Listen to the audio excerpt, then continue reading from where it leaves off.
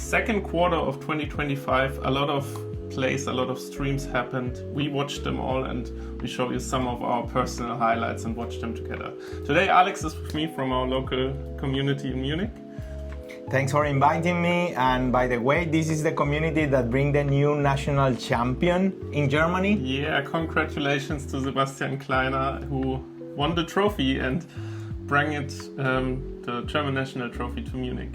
And by the way, if you want to see the gold foil opening of him, check out the shorts. But Freddy, you told me that we came here to see some plays, right? Yeah, let's dive into it.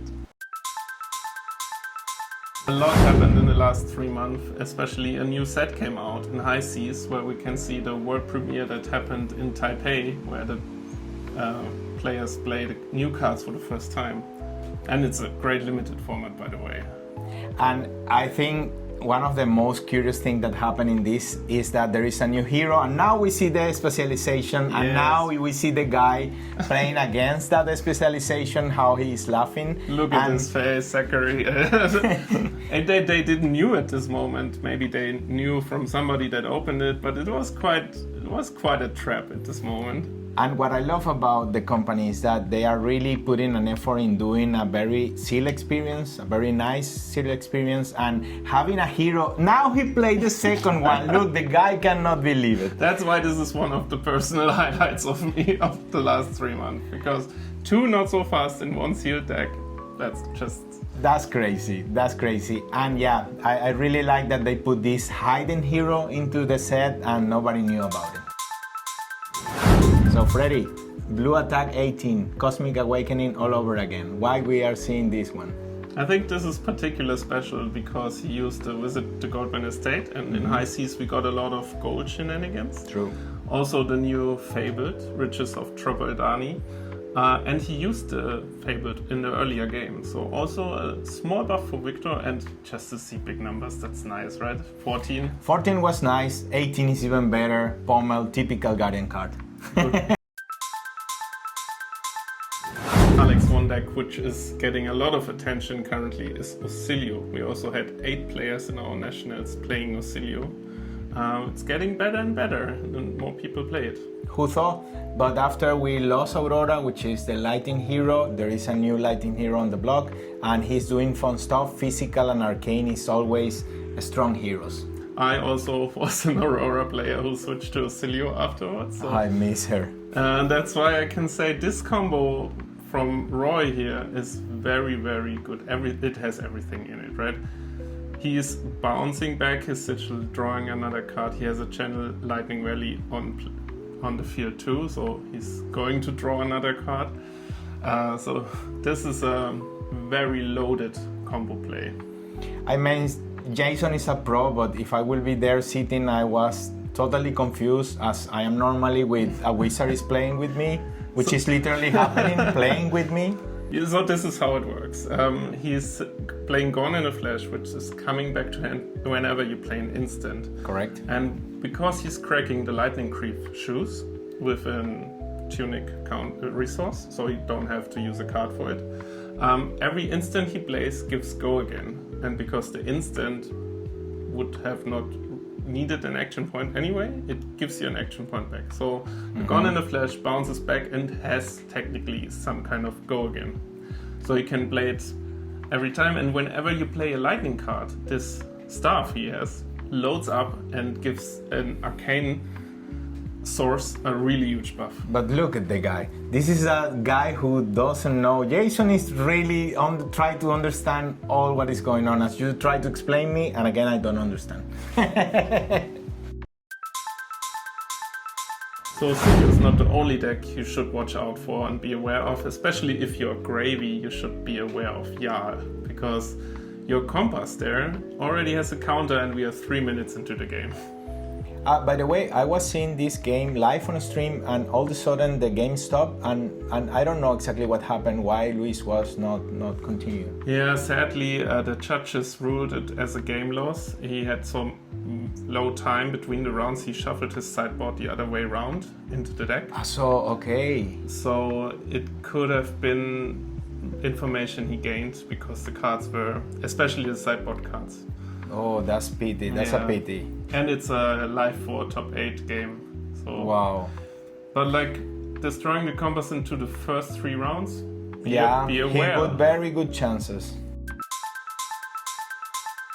So Freddy, this one is very interesting for me as a Syndra player because it is not always about attacking. In this case, Filippo prioritized strategy, playing the Warmongers against Azalea, and with 1 life, Azalea can dominate 1 arrow, which don't need to be a big one, and then game over. Yeah, and it's a final, and he's even IPing himself, so you see he's valuing the Warmongers pretty highly, but it pays off immediately because look at Mirko, he's just turning the tunic sideways and passes the turn. Do nothing. And how fragile Azalea can be, we also saw in Bologna the last 3 months. Because here's Stefano, he has a lot of access to cards after he's getting robbed from the succumb from his arrow. And he's seeing a lot of cards here. He's opting 1 down, no arrow. He's switching blindly with Azalea, no arrow. Also passing the turn. 2 buff, no attack. Yeah. Unbelievable. So Alex, you just mentioned that you are a Syndra player. That's correct. So what's the most amount of time you attacked with a dagger in 1 turn? Oh, in a sunny day with Guards of Retribution and a lot of flicking, 4 times. 4 times? Yeah, but we can break it here. Ben attacked 5 times with a dagger this turn. Now we are in 2 attacks at this point. Yeah, 2 attacks for 2, and now he is using the Dragon Scalar Flight Path. Which Very strong equipment, especially for the Draconic heroes. Now these shoes are opening too many possibilities. And this allows him to attack another time with the dagger. And then he's flicking both with Blood Runs Deep. Now Syndra bring it back. Bring him back and attack another 2 times for 2. So in this whole turn, it's 25 damage total, and 13 of it comes from daggers. Best daggers ever.